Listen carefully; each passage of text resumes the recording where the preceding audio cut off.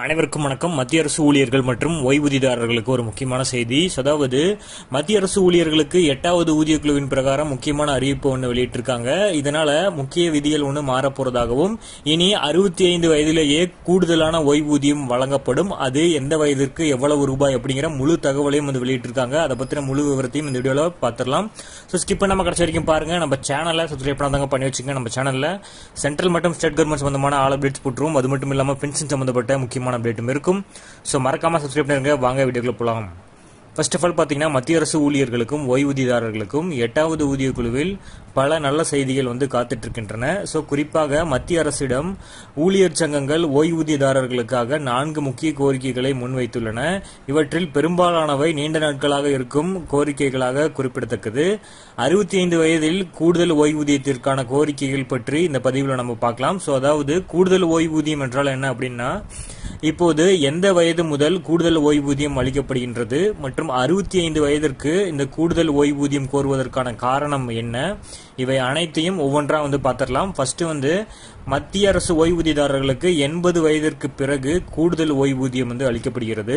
தற்போது வரைக்கும் வந்து இப்படிதான் கொடுத்துட்டு வராங்க. 80 வயதிற்கு பிறகுதான் இந்த கூடுதல் ஓய்வூதியம் வந்து அளிக்கப்படுகிறது. ஓய்வூதியதாரர்களுக்கு வயது அதிகமானால் அவர்களுக்கு பணத்திற்கான தேவை அதிகமாகிறது. இதை கருத்தில் கொண்டு மத்திய அரசு 80 வயதான ஓய்வூதியதாரர்களுக்கு கூடுதல் ஓய்வூதியத்தை வழங்கி வருகிறது.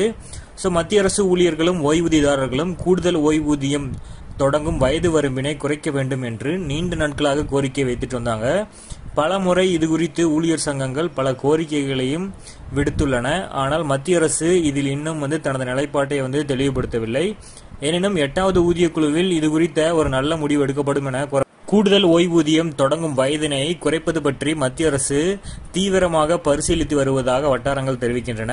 முன்னதாக ஓய்வூதியதாரர்களின் குறைகள் தொடர்பாக நாடாளுமன்ற நிலைக்குழுவில் கூடுதல் ஓய்வூதியத்திற்கான வயது வரம்பினை குறைக்க வேண்டும் என பரிந்துரைக்கப்பட்டது வந்து குறிப்பிடத்தக்கது. சோ 65 வயதில் ஓய்வூதியதாரர்களின் தேவை அதிகரிக்கிறது என்றும், அந்த வயதில் கூடுதல் ஓய்வூதியம் தொடங்கினால் அது ஓய்வூதியதாரர்களுக்கு மிக உதவியாக இருக்கும் என நாடாளுமன்ற குழுவில் ஊழியர் சங்கங்களும் வந்து தெரிவிக்கப்பட்டிருக்கு.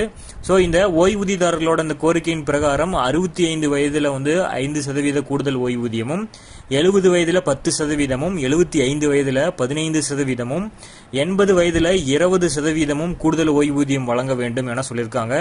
சோ 8வது ஊதிய குழுவில் ஓய்வூதியதாரர்களுக்காக அளிக்கப்பட்டுள்ள முக்கிய பரிந்துரையில இந்த கூடுதல் ஓய்வூதியத்தின் தொடங்கும் வயதினை குறைப்பது குறித்த கோரிக்கையும் உள்ளது. இந்த முறை இது குறித்து சாதகமான முடிவு எடுக்கப்படும் என நம்பிக்கையும் இருக்கு. பொறுத்திருந்து பார்ப்போம். நம்ம சேனல்ல 8வது ஊதிய குழு சம்பந்தப்பட்ட அறிவிப்புகளும் மற்றும் மத்திய அரசு மாநில அரசு சம்பந்தப்பட்ட செய்திகளை உடனடியாக கொடுத்துட்டு வரோம்.